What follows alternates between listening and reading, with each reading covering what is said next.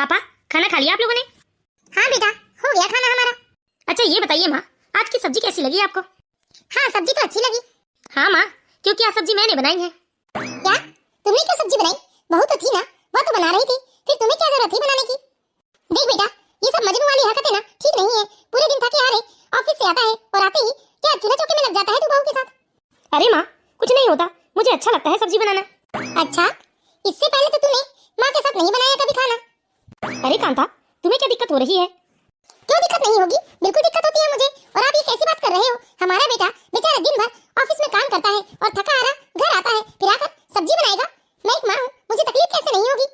अरे माँ, ये सब छोड़ो ना, पहले ये बताओ, सच में सब्जी बहुत अच्छी लगी ना आपको? अरे अब तुमने बनाई है तो सीधी सी बात है, सब्जी तो अच्छी लगेगी ही ना। हाँ, सब्जी बहुत स्वादिष्ट लगी। वह तो ठीक है माँ, लेकिन मीनाक्षी के आगे तो फेल है। मीनाक्षी मुझसे बहुत अच्छा खाना बनाती है, इसके हाथों में तो जैसे जादू है माँ, जादू। अच्छा बेटा, और मैं कैसी सब्जी बनाती हूँ तुझे याद नहीं? क्या मेरी सब्जी का स्वाद भूल गया तू? अरे माँ, तुम्हारी तो बात ही अलग है, मैं तो बस टेस्ट की बात कर रहा हूँ। मतलब मीनाक्षी वाकई में बहुत ही अच्छा खाना बनाती है कि नहीं पापा? बताओ ना। हाँ बेटा, सच में बहू के हाथों में तो जादू है। ये लो, एक बेटा कम था जो बाप भी बहू की तारीफों की पुल बांधने लगे। देख बेटा, हर जगह अपनी पत्नी की तारीफ करना सही नहीं होता। ये क्या मजनू की तरह हर जगह पत्नी पत्नी पत्नी करते रहते हो? अभी 1 महीने हुए नहीं शादी को और बस पत्नी की रटन लगाए रहते हो। ये मजनू वाली हरकत छोड़ दो बेटा। ये क्या माँ, मैंने ऐसा क्या गलत बोल दिया? खाने की तारीफ ही तो की है मैंने। और वैसे भी मीनाक्षी वाकई में बहुत ही स्वादिष्ट खाना बनाती है, इसमें मजनू वाली कौन सी बात हो गई? और मैं देख रहा हूँ माँ, 2-4 दिनों से आप लगातार मुझे मजनू ही कह रही हैं। माँ, मैं कोई छोटा बच्चा नहीं हूँ। अरे बेटा, हरकतें ही ऐसे करोगे तो कहना तो पड़ेगा ही ना। माँ, ऐसी कौन सी हरकत कर दी मैंने जो आप मुझे बार बार मजनू ही कहते जा रहे हो? हाँ कांता, ऐसा क्या कह दिया राघव ने जो तुम बार बार उसे मजनू कह रही हो? एक तो तुम्हारी वजह से बेचारे दोनों की टिकट कैंसिल हो गई। तुमने एक बार भी सोचा उन लोगों के लिए बेचारों को कितना बुरा लग रहा होगा? अरे 1 महीने होने लगे दोनों की शादी को, लेकिन अभी तक वो घूमने नहीं गए बाहर। अच्छी खासी हनीमून की टिकट हो गई थी, लेकिन तुम्हारे पेट दर्द के चक्कर में उनकी टिकट कैंसिल करनी पड़ी। अच्छा, तो मैंने क्या जानबूझकर पेट दर्द का बहाना बनाया था जो आप मुझे इतना सुना जा रहे हैं? वही तो समझा रहा हूँ मैं तुम्हें कि तुम्हारी वजह से उन लोगों ने खुशी खुशी अपनी टिकट कैंसिल कर दी। और बेटा रसोई में खड़ा होकर जरा सा बहू की मदद क्या करा दिया, तुम तो उसे मजनू का नाम देने बैठ गई। लो देख लो, अब आप भी मुझे ही चिल्ला रहे हो। अरे और नहीं तो क्या। सुनो बेटा, अभी तुम लोग अपनी माँ की बात छोड़ो और मैंने तुम दोनों का टिकट बुक करवा दिया है। तुम दोनों जाओ, घूम के आओ। वैसे भी शादी के बाद से कहीं घूमने नहीं गए हो। ये लो, अरे आपने उनकी टिकट भी करवा दी और मुझे बताया तक नहीं। अब बताओ, इतनी ठंडी में कहाँ जाएंगे बच्चे घूमने? क्या मजा आएगा ऐसी ठंडी में घूमने का? अरे फालतू में बाहर जाने की जरूरत नहीं है। इतनी ठंडी है, घर में ही रहो, जब ठंड खत्म हो जाएगी तब चले जाना। सुनो बेटा, तुम अपने पापा की बात मत मानो। अरे मैं माँ हूँ, मुझे अपने बच्चों की ज्यादा चिंता होती है। और आप भी सुन लीजिए, जाकर उनकी टिकट कैंसिल कराइए। अभी ठंड में कहीं नहीं जाएंगे। मेरे बेटे को ठंड लग गई तो बेकार में बीमार पड़ जाएगा वो। अरे माँ, ये कैसी बातें कर रही हैं आप? ठंड लग जाएगी? अब मैं कोई छोटा बच्चा तो नहीं हूँ। हम तो जाएंगे माँ, जरूर जाएंगे। और वैसे भी घूमने फिरने का मजा तो ठंड में ही आता है, गर्मी की वजह से तो बाहर निकल कर नहीं होता। सुनो मीनाक्षी, जल्दी से पैकिंग शुरू कर दो, इस बार तो हम लोग जरूर जाएंगे। अच्छा मैं भी मदद करता हूँ पैकिंग में। जाओ, तुम भी थोड़ी मदद करवा दो बहू बेटे की। मेरे पास और कोई काम नहीं है क्या? हाँ हाँ, वो तो देखता हूँ मैं, तुम्हारे पास कितना काम है। करते रहो अपना काम। ये लो, अब किस किस को समझाऊं मैं? बेटे को समझाने की कोशिश करो तो पति आगे बढ़ जाते हैं, पति को संभालो तो बेटा हाथ से निकल जाता है। अरे मुझे तो दिमाग लगाना ही पड़ेगा। पिछली बार तो मैंने पेट दर्द का बहाना बना दिया था, लेकिन अब ऐसा क्या करूं कि मेरे बेटे को टिकट कैंसिल करना पड़े? ये है कांता जी की 2 बेटियां और एक बेटा है। दोनों बेटियों की शादी हो चुकी है और अभी कुछ दिन पहले ही कांता जी की बेटे की भी शादी हुई है। शादी के 1 हफ्ते बाद ही कांता जी के बेटे बहू ने बाहर घूमने जाने का प्लान बनाया था, लेकिन कांता जी ने पेट दर्द का बहाना करके इतना ड्रामा किया कि बेचारे को टिकट कैंसिल करनी पड़ी थी। बेचारी मीनाक्षी बहुत उदास हो गई थी क्योंकि उसने बाहर जाने के कितने सपने सजाए थे। और कांता जी के बेटे ने हनीमून पे जाने के लिए ऑफिस से छुट्टी ले रखी थी, लेकिन माँ की बीमारी में ही बेचारे की सारी छुट्टी खत्म हो गई। कांता जी अपने बेटे बहू को एक साथ देखती तो उसे बहुत गुस्सा आता। कांता जी को लगता कि उनकी बहू उनके बेटे को अपना गुलाम ना बना ले, लेकिन वहीं उनके बेटे बहू बस साथ में समय बिताने का मौका ढूंढते रहते थे। जब कभी कभार उनका बेटा ऑफिस से जल्दी आ जाता तो वो मीनाक्षी की मदद करने किचन में जाकर खड़ा हो जाता और दोनों बहुत देर तक बातें करते रहते, जिसे देखकर कांता जी का तो खून खौलने लगता था। लेकिन इस बार फिर से कांता जी के बेटे बहू बाहर जाने वाले हैं और अब कांता जी फिर से अपना खुरापाती दिमाग लगाने लगी है कि वो कैसे अपने बेटे बहू को रोके। धीरे धीरे समय बीतने लगता है और वो दिन भी आ जाता है जब कांता के बेटे बहू हनीमून पे जाने वाले थे। हाय राम, माँ जी। माँ सुनिए जी, चलिए माँ को उठाकर कमरे में ले चलते हैं। लगता है माँ बेहोश हो गई है। हाँ मीनाक्षी। कांता जी जानबूझकर सीढ़ियों से गिर जाती है और गिरकर बेहोश होने का नाटक करती है। तभी उनका बेटा उनके चेहरे पर कुछ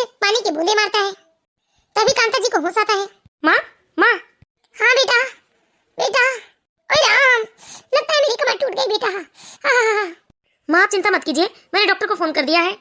अभी पहले डॉक्टर यहीं आकर आपको देख लेंगे। यदि कोई ज्यादा समस्या होगी तो हम लोग आपको हॉस्पिटल ले चलेंगे। अरे बेटा, आज तो तुम लोग की टिकट है ना, क्यों समय बर्बाद कर रहे हो? जाओ तुम लोग। नहीं माँ जी, ये कैसी बात कर रहे हो आप? घर में पापा जी भी नहीं है और हम आपको ऐसी हालत में छोड़कर कैसे जा सकते हैं भला? अरे जाओ बहू, तुम लोग मेरी वजह से अपना टिकट कैंसिल मत करो। वैसे भी पिछली बार तो तुम लोगों का अपना प्लान किरकिरा हो गया था मेरी वजह से। इस बार भी ऐसा होगा तो मुझे अच्छा नहीं लगेगा। तुम लोग जाओ बेटा। नहीं माँ, अरे घूमने फिरने के बहुत दिन है, ये कैसी बात कर रहे हो आप? हम आपको इस हालत में छोड़कर नहीं जा सकते। जाओ मीनाक्षी, माँ के लिए कुछ बना कर ले आओ। हाँ जी, अभी ले आई मैं। अब तो कांता जी की खुशी का ठिकाना नहीं था, क्योंकि असल में तो वो वही चाहती थी कि उनके बेटे बहू कहीं बाहर ना जा सके। थोड़ी देर बाद डॉक्टर आते हैं और डॉक्टर देखते हैं कि कांता जी को कहीं ज्यादा चोट तो नहीं, लेकिन उन्हें बस मामूली सा चोट था। डॉक्टर उन्हें 2 इंजेक्शन देकर चले जाते हैं और शाम को जब कांता जी के पति दिनेश जी आते हैं तो वो देखते हैं कि उनके बेटे बहू तो इस बार भी घूमने नहीं गए हैं। ये देखकर उन्हें बहुत गुस्सा आता है। अरे ये क्या कांता, कैसे गिर गई तुम सीढ़ियों से? अब मुझे क्या मालूम जी, मैं तो बस ऊपर से नीचे आ रही थी और अचानक मेरा पैर फिसल गया। अरे ऐसा कौन सा काम पड़ गया था जिसके लिए तुम छत पर गई थी? अरे क्या बताऊं जी, आज बहुत ठंडी लग रही थी और आंगन में अच्छे से धूप भी नहीं आ रही थी, तो मैंने सोचा जरा देर छत में जाकर बैठूंगी।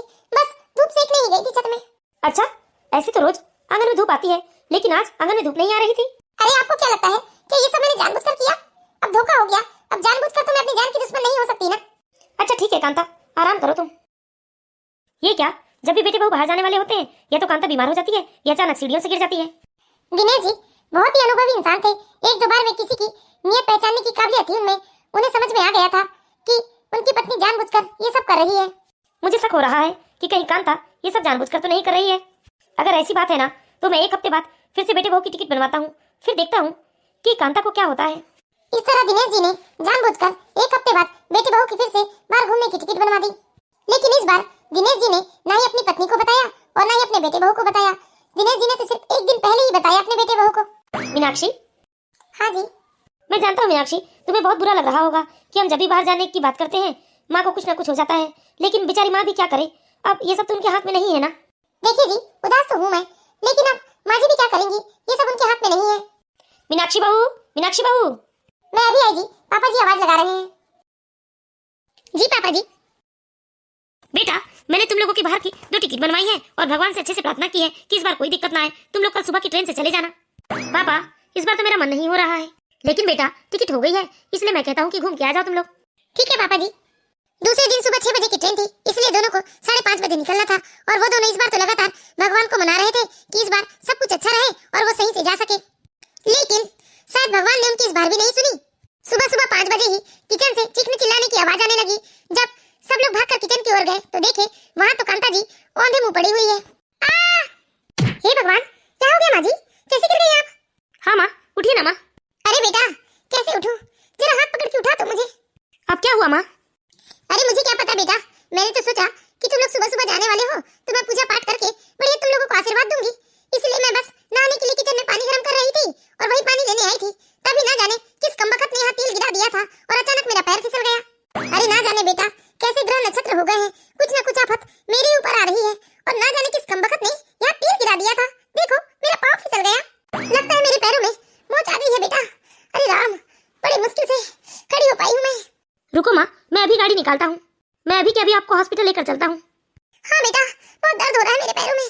हाय राम। रुको बेटा। नहीं पापा, माँ को बहुत दर्द हो रहा है, उन्हें अभी के अभी हॉस्पिटल ले जाना पड़ेगा। देखो ना माँ कैसे चिल्ला रही है, माँ को बहुत दर्द हो रहा है पापा। हाय राम, मर गई रे। हाय राम, पैर ही टूट गया लगता है। अरे बेटा, कोई दर्द नहीं हुआ है तुम्हारी माँ को। ये कैसी बातें कर रहे हो आप? अरे पति हो या राक्षस, देख नहीं रहे हो?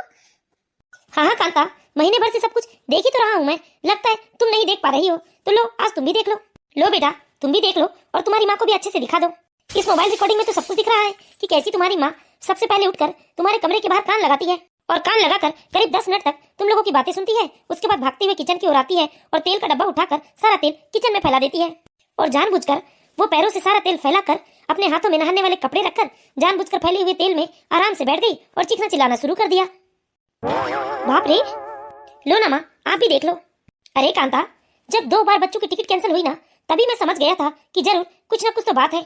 वैसे तो तुम ठीक रहती हो, लेकिन जैसे ही बेटे बहू के जाने का समय आता है या तो तुम बीमार हो जाती हो या कहीं से गिर पड़ जाती हो या कभी तुम्हारे पेट में दर्द अचानक से शुरू हो जाता है। इसलिए मैंने इस बार जानबूझकर सारी प्लानिंग की थी। और देखो ना, मेरा शक तो बिल्कुल सही निकला। अगर इस बार भी मैं घर पर नहीं होता तो शायद आज भी बच्चे तुम्हें लेकर हॉस्पिटल भागते और इनका जाना आज भी कैंसिल हो जाता। क्यों, कहो ना कांता, यही था ना तुम्हारा प्लान?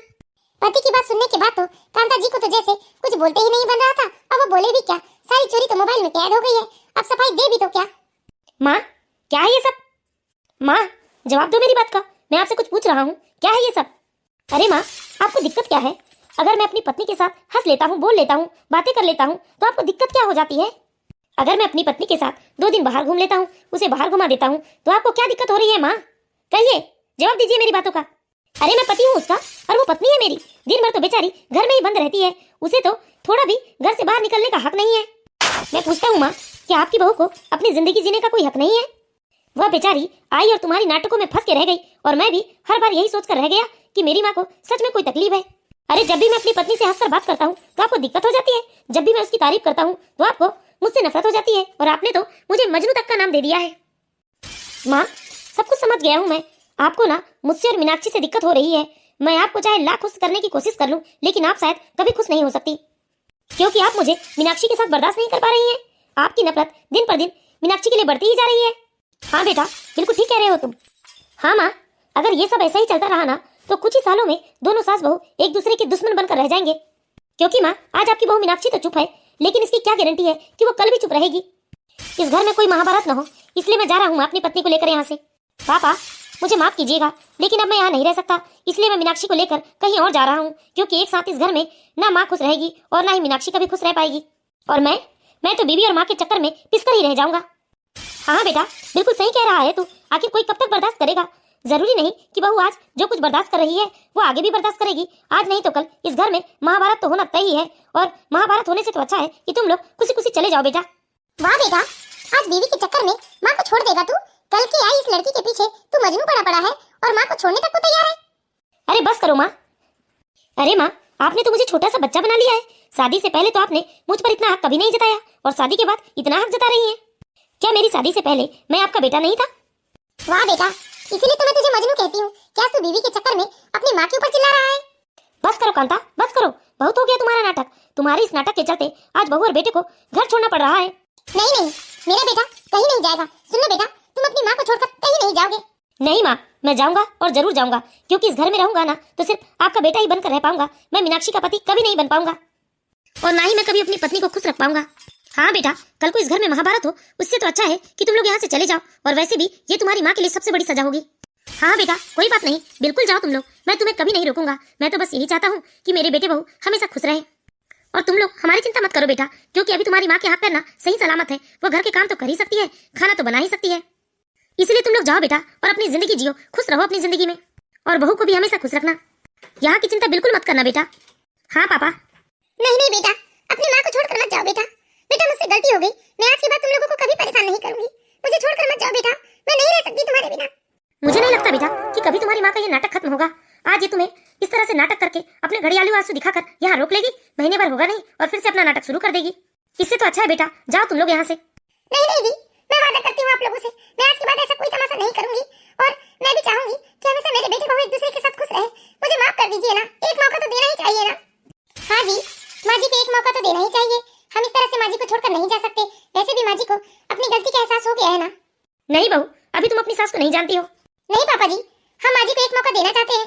हाँ बहू, मैं तुमसे वादा करती हूँ, आज के बाद मैं कभी भी तुम्हारी खुशियों के आड़े नहीं आऊंगी। देख लो कांता, देख लो। अरे जिस बहू की खुशियों की दुश्मन बनी बैठी थी तुम, लेकिन आज वही बहू तुम पर दया कर रही है और तुम्हारे बेटे को तुमसे दूर होने से रोक रही है। हाँ जी, ऐसी देवी जैसी बहू है मेरी, लेकिन मैंने कभी भी अपनी बहू की कदर नहीं की और ना ही कभी उसकी खुशियों के बारे में सोचा। बेटा जल्दी करो, 6 बजे की ट्रेन है तुम्हारी, कहीं ट्रेन छूट ना जाए। अरे माँ जी, पहले मैं रसोई साफ कर देती हूँ, वरना फिर से आप फिसल कर गिर जाएंगी और हमारा जाना कैंसिल हो जाएगा। तो बताइए दोस्तों, आप लोगों को हमारी कहानी कैसी लगी?